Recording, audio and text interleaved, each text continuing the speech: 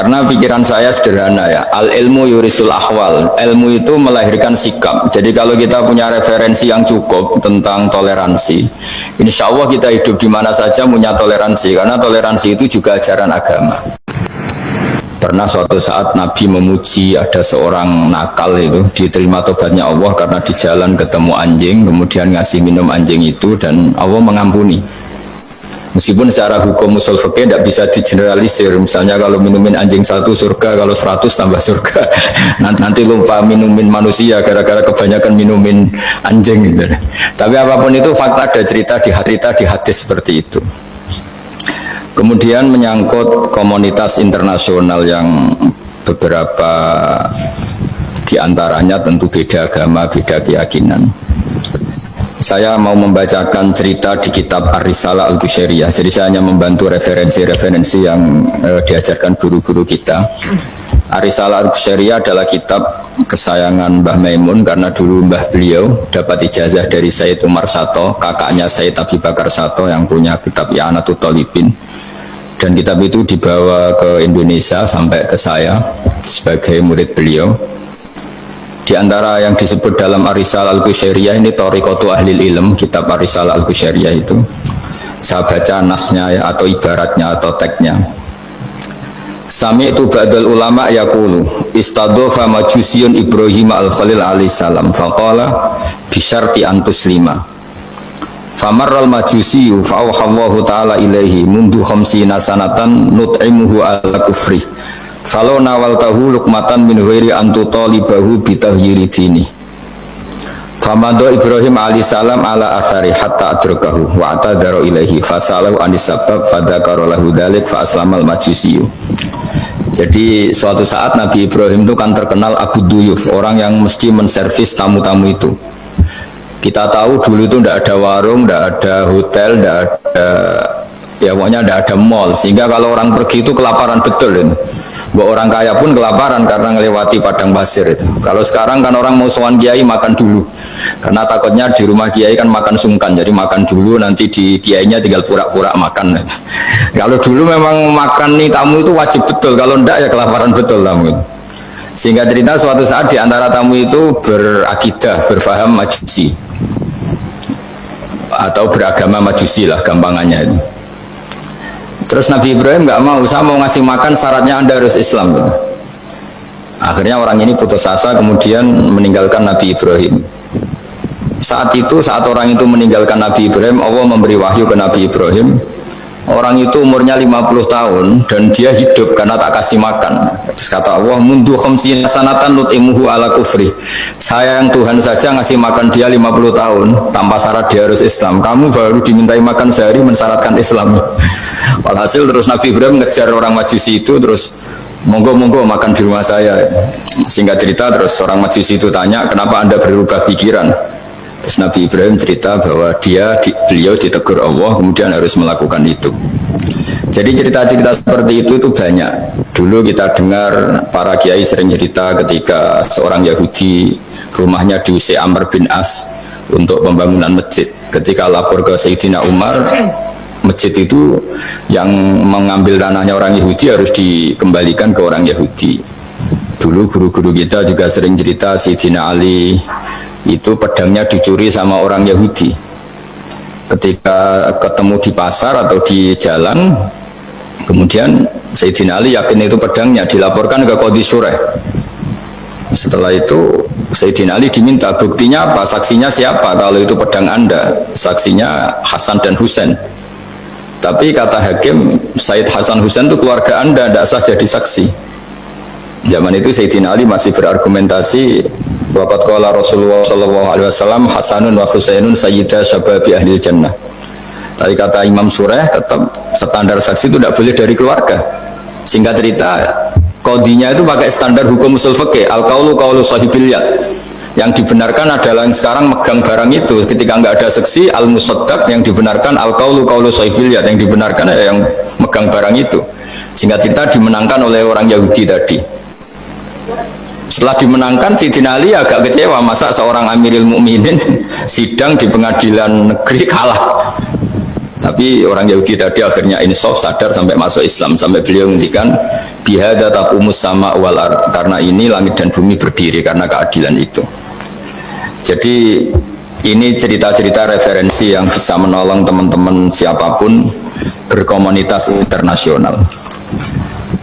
Karena pikiran saya sederhana ya, al ilmu yurisul ahwal, ilmu itu melahirkan sikap. Jadi kalau kita punya referensi yang cukup tentang toleransi, insya Allah kita hidup di mana saja punya toleransi, karena toleransi itu juga ajaran agama.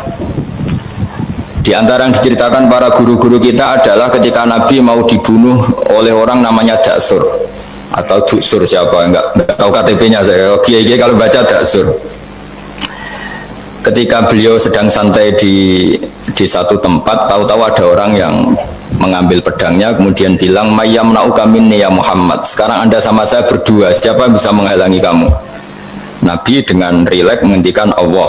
Kemudian si Daksur ini gemetar, pedang jatuh. Kemudian diambil Nabi. Sekarang ya Daksur, mayyamna'uka minni, yang bisa menghalangi kamu siapa? Orang itu bilang, la ahada, tidak siapapun. Nabi dengan gampangnya fa'afa'anhu, Nabi memaafkan. Padahal ini jenis harbi, jenis orang yang jelas punya niat bunuh.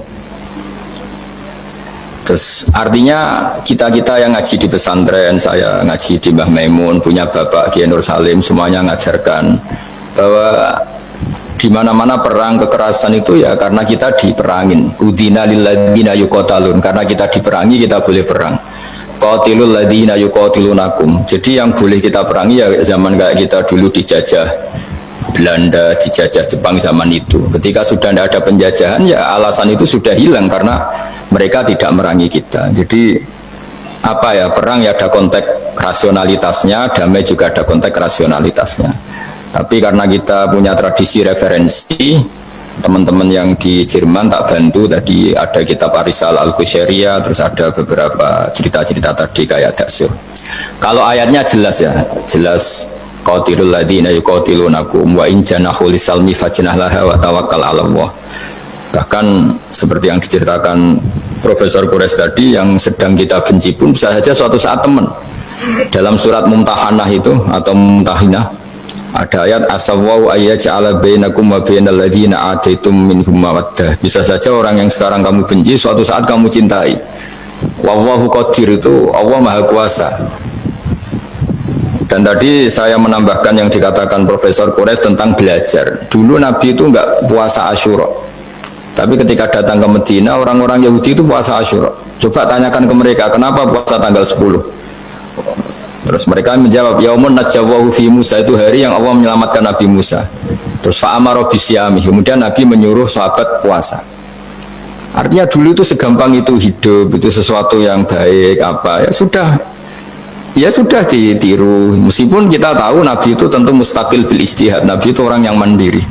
Tapi memberi percontohan kita betapa gampangnya kita seperti itu. Dulu ada seorang Yahudiyah meminta sama Sayyidah Aisyah dan dikasih. Ketika dikasih, dia mendoakan semoga kamu Aisyah selamat dari siksa kubur.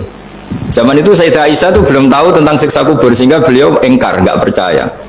Tapi setelah Rasulullah datang dan diceritanin Nabi, oh iya siksa kubur itu ada. Dan semenjak itu Nabi selalu isti'adah, minta perlindungan dari siksa kubur. Jadi dulu di komunitas-komunitas beda agama, suatu yang benar ya dibenarkan. Makanya kaidah umum dalam interaksi antar agama itu la tusaddiquhum wa la tukadzibuhum, ya kamu jangan bilang iya, jangan-jangan enggak, ya jangan bilang tidak, jangan-jangan iya. Jadi aturan ilmunya jelas, la tusaddiquhum wa la tukadzibuhum. Ya artinya sesuai referensi ilmu lah, kira-kira begitu.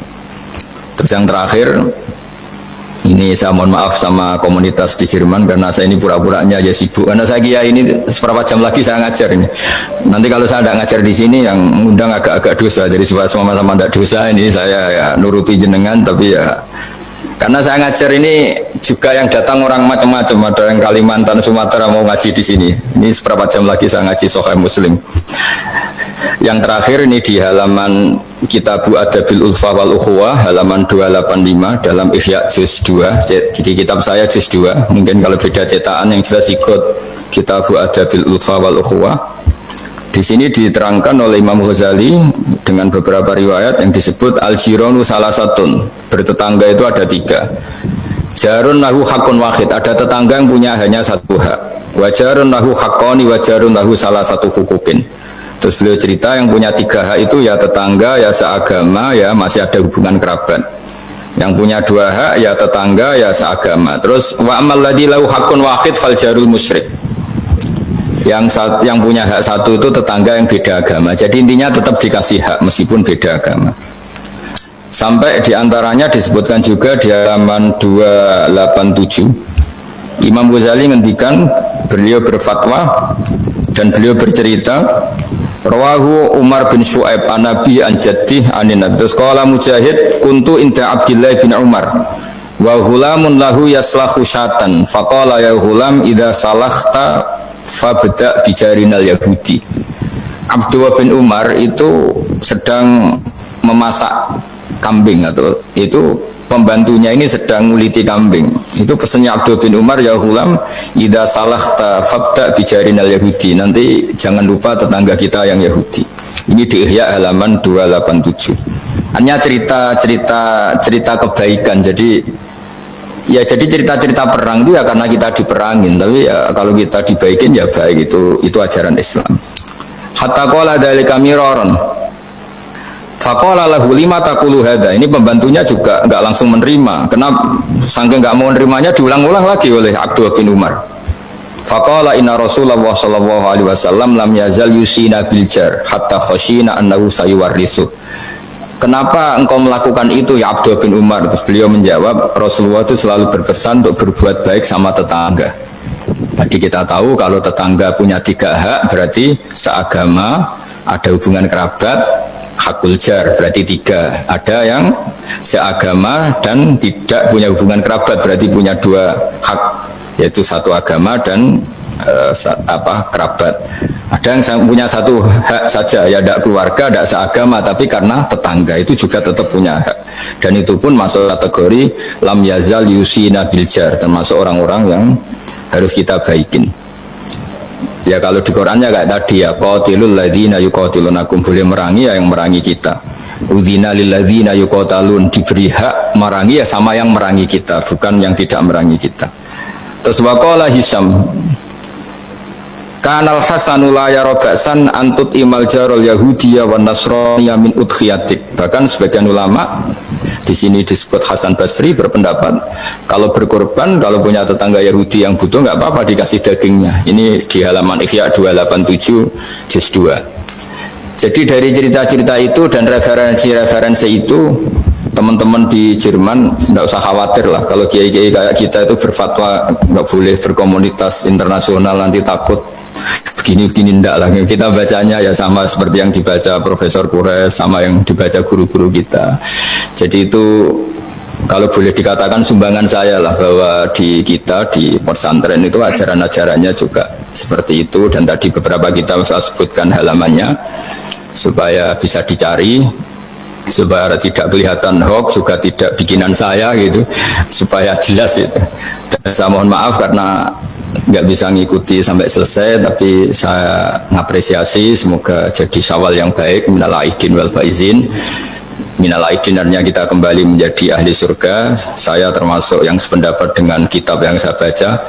Dulu kita ini ahli surga karena Nabi Adam lahirnya di surga dan diciptakan di surga. Karena satu kesalahan beliau harus kembali ke bumi. Dan setelah puasa itu selesai dan diterima, kita kembali ke ahli surga lagi. Maksud minal aidin, kita kembali lagi berstatus sebagai ahli apa? Surga. Dan itu dimulai dari saling memaafkan. Karena yang menghalangi masuk surga itu hak adami. Manusia itu kan paling kikir untuk memaafkan orang lain. Padahal kalau hak adami belum selesai itu Allah tidak mau memaafkan. Makanya syaratnya masuk surga harus kita saling memaafkan.